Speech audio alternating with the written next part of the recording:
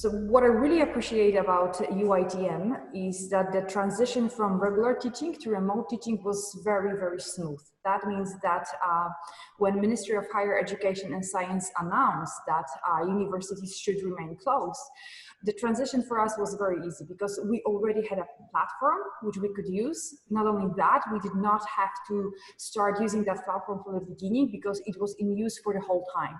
So we were using it, but as a secondary tool. So when pandemic happened, when the virus appeared, Blackboard became our primary source of teaching. It is our tool. And like I said, since we were already knowing the platform, the transition was much, much easier because we are already aware of what is possible there. And teaching is not only about recording and not only about giving slides, but Blackboard is also allowing us to use different interactive sources. And this is really, really important because, like I said, we are all still adjusting to the new situation. So in a situation where you can use different tools, varied tools, it is much easier for you and for students.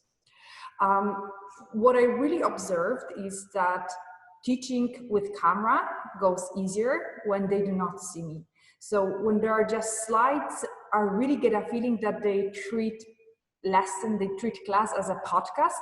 So they're not that involved, but when you have camera on, when you have all interactive tools, when you're using them, they really stay involved.